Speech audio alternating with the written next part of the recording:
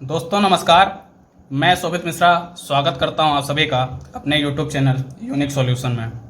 आज हम लोग करंट अफेयर के अंतर्गत biosphere, national park, wild life sanctuary जो पिछले एक साल में चर्चा में रही हैं उनको आज हम लोग देखने जा रहे हैं। और आप जानते हैं कि एक महीने के अंदर जो है हमारी पेट यूपीएसआई, एसएससी, सीजीएल और उसके बाद में आप देखेंगे तो पीसीएस और आरओआरओ यह परीक्षाएं प्रस्तावित हैं जो कि होनी हैं। तो इनमें जीएस का पोर्शन जो है, जनरल स्टडीज का पोर्शन, वहाँ पर आपको करंट अफेयर्स देखने को मिलेगा। तो इन करंट अफेयर में अक्सर उन नेशनल पार्क, उन बायोस्फीयर रिजर्व और वाइल्ड लाइफ सेंचुरी को पूछा जाता है जो किन्हीं ना किन्हीं कारणों से पिछले कुछ समय में चर्चा में रही होती हैं। तो उसी को लेकर के मेरा आज का वीडियो है और उम्मीद है कि जो अभी मैंने अपने इस वीडियो में शामिल किया है जिनको, और जो पिछले साल चर्चा में रही हैं, कहीं ना कहीं इन परीक्षाओं में इनसे प्रश्न बनने की संभावना है। तो चलिए प्रारंभ करते हैं कि बायोस्फीयर रिजर्व, नेशनल पार्क और वाइल्ड लाइफ सेंचुरी जो 2020 और 21 में जो चर्चा में रहे हैं उनके बारे में समझते हैं। सबसे पहले आप देखेंगे कि पन्ना बायोस्फीयर रिजर्व, यह जो पन्ना बायोस्फीयर रिजर्व है यह चर्चा में रहा है। यह मध्य प्रदेश में स्थित है। पन्ना इस नाम से आप पहचान गए होंगे कि यहाँ पर हीरे की खानें पाई जाती हैं। और UNESCO, United Nation Educational, Scientific and Cultural Organization, इस संस्था ने पन्ना बायोस्फीयर रिजर्व को world network of biosphere reserve में घोषित किया है। मतलब कि जो पन्ना बायोस्फीयर रिजर्व है इसको UNESCO world network of biosphere reserve की एक सूची तैयार करता है। तो world network of biosphere reserve के अंतर्गत पन्ना बायोस्फीयर रिजर्व को भी जो है शामिल कर लिया गया है। और आपको पता है कि भारत में 18 बायोस्फीयर रिजर्व हैं। भारत में 18 बायोस्फीयर रिजर्व हैं। तो यूनेस्को का जो world network of biosphere reserve program जो है इसमें शामिल होने वाला यह 12वां बायोस्फीयर रिजर्व है। और बायोस्फीयर रिजर्व और नेशनल पार्क और वाइल्ड लाइफ सेंचुरी क्या होती हैं इसके बारे में मैंने अलग से एक वीडियो में चर्चा की थी। तो अगर आप इनके बारे में परिचित नहीं हैं तो आप उस वीडियो को देख लें प्लेलिस्ट में जा करके।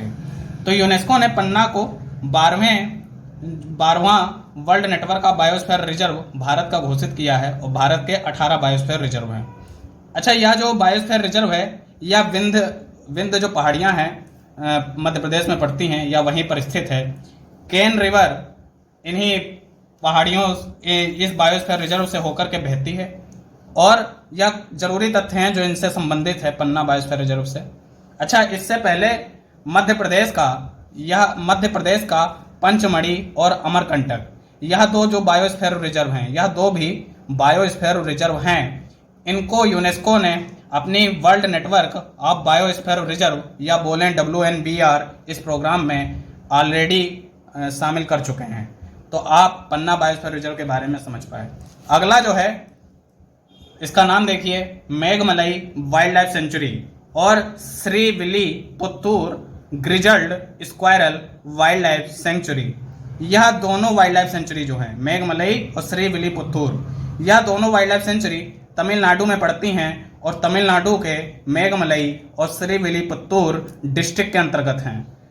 तो क्या हुआ है ना कि यह जो मेघमलई वाइल्ड लाइफ सेंचुरी और Srivilliputhur grizzled squirrel wildlife sanctuary हैं, इन दोनों को जो है हमारे भारत का 51वां टाइगर रिजर्व घोषित किया गया है। हमारे भारत का 51वां टाइगर रिजर्व घोषित किया गया है। इससे पहले 50 टाइगर रिजर्व थे और अब 51वां टाइगर रिजर्व इन दोनों को मिला करके घोषित किया गया है।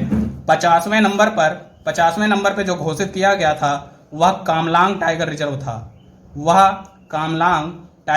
था। और आपको पता है कामलांग टाइगर रिजर्व की स्थिति अरुणाचल प्रदेश में आती है। कामलांग टाइगर रिजर्व की स्थिति अरुणाचल प्रदेश में आती है। तो अब वर्तमान में 51 टाइगर रिजर्व हो चुके हैं। अगला देखते हैं कन्हारगांव सेंचुरी।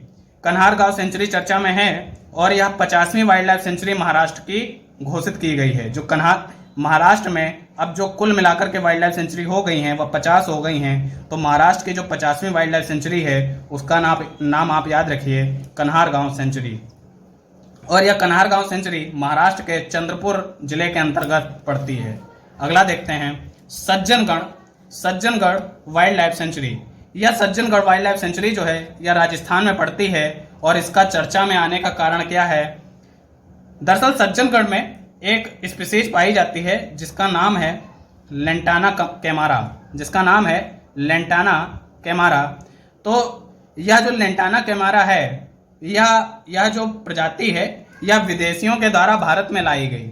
यह जो प्रजाति है यह विदेशियों के द्वारा भारत में लाई गई और इसका भारत में उगाने का यह कारण था कि जो इसमें जो फूल होते हैं, जो इसके फ्लावर होते हैं वह देखने में काफ़ी सुंदर लगते हैं। तो फॉर डेकोरेशन पर्पज, मतलब कि सजाने के उद्देश्य से इस प्रजाति को भारत में लाया गया। लेकिन यह प्रजाति की एक कमी यह है कि इसके जो फ्लावर होते हैं वह जो फूल होते हैं विषैले होते हैं, टॉक्सिक होते हैं। जो इसके फ्लावर होते हैं वह विषैले होते हैं, टॉक्सिक होते हैं। तो यह जो प्रजाति है यह जहाँ कहीं भी उगेगी वहाँ पर अगर वन्य जीव हैं तो वह अगर इनको खाएंगे तो उसके अंतर्गत टॉक्सिक सब्सटेंस, मतलब कि जहरीले पदार्थ जाने की संभावना बनी रहती है। और दूसरी बात यह है कि यह प्रजाति जहाँ कहीं भी उगती है वहाँ पर जो अपने आसपास के अन्य पौधे जो हैं, या बोल दें कि जो घास है या जो वहाँ पर वीड्स है, जो श्रब्स है, उनको उगने में उनकी वृद्धि को रोकती है, क्योंकि यह पूरा जो ग्रासलैंड होता है उसको घेर लेती है और जो सनलाइट होती है, सूर्य की रोशनी होती है, उसको भी जमीन तक आसानी से नहीं पहुंचने देती है। तो कहने का मतलब यह पूरी तरीके से यह हानिकारक प्रजाति है और यह सज्जनगढ़ वाइल्ड लाइफ सेंचुरी में राजस्थान में देखी गई है। और इसी कारण यह सज्जनगढ़ वाइल्ड लाइफ सेंचुरी चर्चा में आई और राजस्थान सरकार ने मिशन लंटाना एक प्रोग्राम लॉन्च किया जिससे कि वहां के लोकल निवासी आए और इस लंटाना प्रजाति को इस सज्जनगढ़ वाइल्ड लाइफ सेंचुरी से समाप्त करें और उसको खत्म करें। चलिए अगला देखते हैं महानंदा सेंचुरी। यह महानंदा सेंचुरी यह वेस्ट बंगाल में है, पश्चिम बंगाल में है और इसकी स्थिति आपसे परीक्षाओं में सीधे पूछी जाएगी कि यह किस, और आपको पता है कि हम लोग अक्सर उन नेशनल पार्क और वाइल्ड लाइफ सेंचुरी को रट लेते हैं जो कि किताबों में हम लोगों को लिखी मिलती हैं और वह हम लोगों को याद भी होनी चाहिए। लेकिन परीक्षाओं में क्वेश्चन उनसे नहीं आते हैं। परीक्षाओं में क्वेश्चन अक्सर आपको उन नेशनल पार्क और वाइल्ड लाइफ सेंचुरी से देखने को मिलते हैं जो किसी न किसी कारणों से चर्चा में रहती हैं। तो महानंदा सेंचुरी भी पश्चिम बंगाल में है। इसका चर्चा में आने का क्या कारण है? तो दरअसल 2021 में जनवरी के महीने में वहां पर बर्ड फेस्टिवल आयोजित किया गया, पक्षी उत्सव आयोजित किया गया। तो पक्षी उत्सव के बारे में आप जानते हैं, बहुत प्रसिद्ध भारत का जो पक्षी उत्सव है जिसका नाम है फ्लेमिंगो बर्ड फेस्टिवल, वह पुलिकट झील पर आंध्र प्रदेश में आयोजित किया जाता है। और उसी की तर्ज पर महानंदा सेंचुरी जो कि पश्चिम बंगाल में है उसमें जनवरी 2021 में पक्षी उत्सव बर्ड फेस्टिवल आयोजित किया गया। तो आगे देखते हैं। अच्छा, यह जो पक्षी फेस्टिवल आयोजित करने का जो एक परंपरा है, अब यह लगभग पूरे भारत में अलग अलग झीलों पर जो है आयोजित करने का राज्य सरकारों के द्वारा जो है तरीका अपनाया जा रहा है, जिससे कि वो जो है विदेशी पक्षियों के उनके संरक्षण में और पक्षियों के बारे में स्टडी करने में भी इन पक्षी उत्सवों का अपना रोल है। तो उसी के चलते उत्तर प्रदेश के गोरखपुर में रामगढ़ ताल लेक, इस झील में जो है बर्ड फेस्टिवल आयोजित करने का प्रस्ताव है। तो उत्तर प्रदेश के गोरखपुर में रामगढ़ ताल झील में जो है इस बर्ड फेस्टिवल को आयोजित करने का प्रस्ताव है। आगे देखते हैं Dehing Patkai wild life sanctuary. Dehing Patkai wild life sanctuary, यह वाइल्ड लाइफ सेंचुरी असम में स्थित है। लेकिन हुआ क्या है कि इस वाइल्ड लाइफ सेंचुरी को असम सरकार ने नेशनल पार्क घोषित कर दिया है। बहुत जरूरी, पेपर के नजरिए से बहुत इंपॉर्टेंट क्वेश्चन है कि Dehing Patkai wild life sanctuary को असम सरकार ने नेशनल पार्क घोषित कर दिया है। तो आपको यह बात तो पता ही है कि, और मैंने आपको बताया भी था कि राज्य सरकारें किसी वाइल्ड लाइफ सेंचुरी को नेशनल पार्क घोषित कर सकती हैं, लेकिन नेशनल पार्क से वाइल्ड लाइफ सेंचुरी में परिवर्तित नहीं किया जा सकता है। तो Dehing Patkai wild life sanctuary को असम सरकार के द्वारा नेशनल पार्क घोषित कर दिया गया है। आगे देखते हैं फंसाद वाइल्ड लाइफ सेंचुरी। यह महाराष्ट्र में है। यह फंसाद वाइल्ड लाइफ सेंचुरी जो है यह महाराष्ट्र में है। तो हुआ क्या है, इस वाइल्ड लाइफ सेंचुरी में इंडियन बाइसन जिसे भारतीय गौर भी कहते हैं, इंडियन बाइसन जिसे भारतीय गौर भी कहते हैं, और यह भारतीय गौर महाराष्ट्र की इस वाइल्ड लाइफ सेंचुरी में पहली बार देखा गया है। महाराष्ट्र में फंसाद वाइल्ड लाइफ सेंचुरी में इंडियन बाइसन भारतीय गौर पहली बार देखा गया है। और भारतीय गौर के बारे में आप एक दो बातें और जानें। भारतीय गौर इंडियन बाइसन बिहार और गोवा का स्टेट एनिमल भी है, राजकीय जानवर भी है बिहार और गोवा का। चलिए आगे देखते हैं Nagi Nakti bird sanctuary. Nagi Nakti bird sanctuary चर्चा में है और यह बिहार में है। नागी नक्ती बर्ड सेंचुरी बिहार में है, तो इसके बारे में आप समझें यह क्या चर्चा में है। तो first state level bird festival Kalrav was organised in Nagi Nakti bird century.